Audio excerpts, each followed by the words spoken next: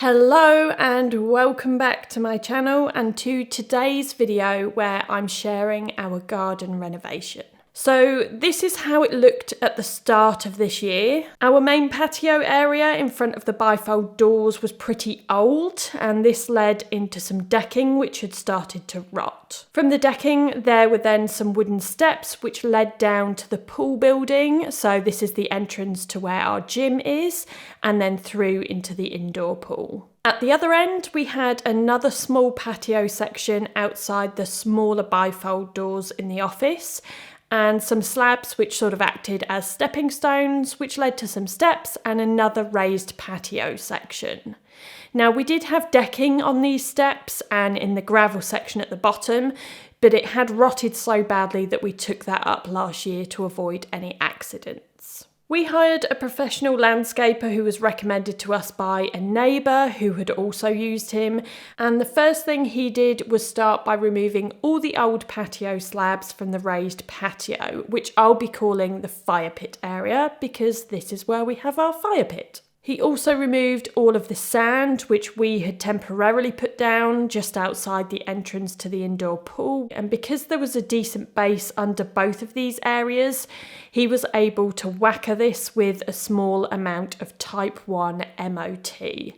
This was all in preparation for having our new patio slabs laid. The following day, the same task was done on the smaller patio outside the office. When the slabs were removed, our landscaper discovered that there was no hardcore underneath the existing patio. The old slabs were just put down with dot and dab. So this created extra work because a significant amount of dirt had to be dug out in order to fill with enough Type 1 MOT in order to create a stable and firm base for the new slabs that were also going to be laid here. We formerly had a step outside the office, but again, due to the insufficient base, this also had to be removed and dug out to be redone properly. On day 3, we had already filled one skip because of the amount of dirt that had to be dug up, and so that was collected and another one delivered before any more work could be done. The rest of the dirt was then removed from this area, and Simon and I had to make a final decision on shape and size of the patio. We were expanding this area to make this section of patio slightly larger, so again that involved even more dirt that was dug out, and by the end of day 3 we'd filled another skip. Our first lot of hardcore and sand was delivered on this day as well, as was our second delivery of our new patio slabs. We wanted to be able to enjoy the new garden in spring and summer, so we decided to start the work in February. Whilst this avoids having work done during the time where you actually want to be in the garden, the weather unfortunately can hinder the process. Day 4 brought rain. So on this day, the membrane was laid in both the fire pit area and outside the office, and the Type 1 MOT was wheelbarrowed in to start forming that stable base for the new patio slabs. Day 5, unfortunately, there was no rain, so the Type 1 MOT base could be whackered by the office and down in the fire pit area before moving on to the main patio. All the rotting decking in this area was taken up and some of the old patio slabs, to reveal underneath a myriad of surprises. Our landscaper unearthed another patio, yes, another whole patio, a holly bush, and an electric feed to the gym/pool house, which wasn't deep enough. Now, I think many of you watching this will have been following along with our renovation projects thus far, so I don't need to tell you that hidden surprises always cost more money. So it's worth factoring in the unexpected as a bit of a buffer in your budget. On to day 7, and we had filled yet another skip. So that was taken away and replaced by what we hoped would be our final skip. This one slightly smaller, just for the last few slabs and remaining dirt to go in. We also had to make another big order of Type 1 MOT, which we had delivered on this day because of that additional patio that was unearthed. The patio had to be taken up and then dug even deeper because, surprise, surprise, that also hadn't been laid on a stable base. The holly bush roots also had to be removed, and this was a task that took way longer than anticipated. The tree stump went so deep and all of the roots had to be removed to ensure that it wouldn't start to grow up through our new patio over time. On day 8, the membrane was laid in this main patio area, and again, copious amounts of that Type 1 MOT wheelbarrowed in to fill the trench that had been left from removing 2 patios and all of that dirt. The step that we had laid in bricks back when the bifolds were replaced had to be removed for the same reason as the office step. It just had to be done properly on a stable base, and the new brickwork for this was due to be done today, but unfortunately none of our lines ran square, so we needed a bit of thinking time to decide how we would have the step and then in turn how the slabs would run.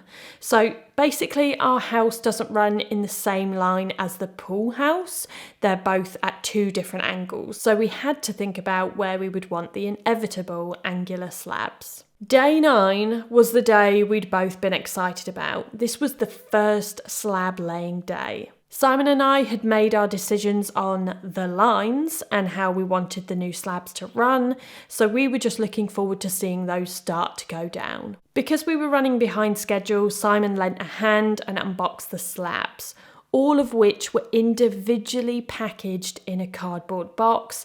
And just to add insult to injury, they'd been delivered wet, so the cardboard had stuck and glued itself to the slabs. So one by one, those all had to be scrubbed by hand. As you can imagine, this was quite a lengthy task just to get the slabs clean and ready to lay. So it was definitely a good decision for Simon to lend a hand so that our landscaper could just crack on and start laying. So these are our new slabs. They're porcelain, and I'll leave the details down below in the description box for anyone who is interested, but I would urge you to watch until the end before getting excited about them, because whilst they are beautiful, there is one major drawback. Days 10 and 11 were sadly a write-off due to the rain, but looking back, I still don't regret having the work done at this time of year, because we wouldn't be sat out in the garden. On day 12, we had a dry spell, thankfully, so the new brickwork was done for the new step outside the bifolds, and then more slabs were unboxed by Simon and laid by our landscaper. Some areas were deliberately left because they would involve cuts, and we chose to prioritise laying any full-size slabs without cuts to maximise the dry day and get as much coverage as possible. We also had some decisions to make down by the gym because we wanted the slabs to carry on and make up some steps leading down to this area. The slabs that had been laid on the top patio essentially determined where the steps would start, because with porcelain tiles, when they're cut, they're very sharp, so cuts shouldn't be used on an exposed edge. Over days 13 to 15, the focus was very much on the fire pit area whilst we had some dry weather. Because of the curve, the steps and some of the other little fiddly places involved a lot more cuts, so it was quite a time-consuming and a very dusty few days, but by the end, most of this area had been done. Days 16 to 17 involved some more digging because we made a last-minute decision to repeat the curve that we would be having outside our main bifolds, down here in front of the office bifolds as well. So that area was dug out, lined and filled. The concrete was laid for the new step outside the office, and then moving over to the main patio area, that step was filled with Type 1 MOT and the blockwork done for the new steps down to the gym. Day 18 was another full day of slab laying. Cuts were done for the main patio area to create the curve, the drain cover, and also for the top of the step by the bifolds. Days 19 and 20 were much of the same. All the slabs going down to the gym entrance were laid, with the exception of the step-facing slabs. These are the ones which would be laid vertically on the face of the steps. They were all left until last. Over by the office, that curve was repeated, and the second drain cover was cut in along with any remaining slabs and cuts that needed to be done. Day 21 felt like we were almost there. Any of the remaining smaller fiddly cuts down by the fire pit area were done, and the steps were done, again minus the facing slabs. And finally, day 22. After 2 weeks of cutting and laying, the very last few slabs were laid, including all of the steps being finished off and faced. Okay, so we did encounter a slight issue due to the amount of cuts that had to be made. We were 4 slabs short. So we had to order more, but given that they come in packs, we then had an excess.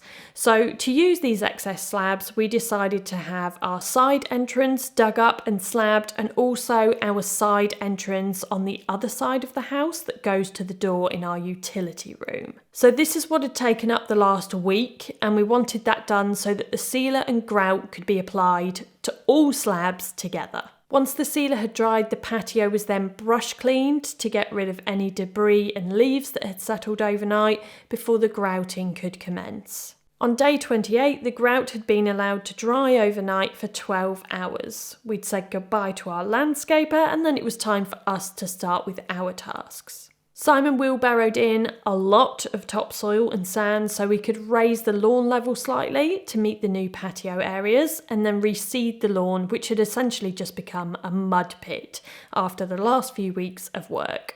We also had decorative stones which had been delivered a few days prior, so we could now start to wheelbarrow those in and fill in all of the sections where we'd planned to have them. We moved the patio furniture back into position, hosing off the slabs as we went along repeatedly, because we then had a lawn covered in sand and soil, combined with 4 dogs that thought this was just great fun. We had lots of decorative stones left over, so I used them to fill in any plant beds, a great deterrent for neighbouring cats, as if the dogs weren't enough, and I used them to fill up any plant pots. Several much warmer weeks later, and after many boxes of grass seed, the lawn was starting to look like a lawn again.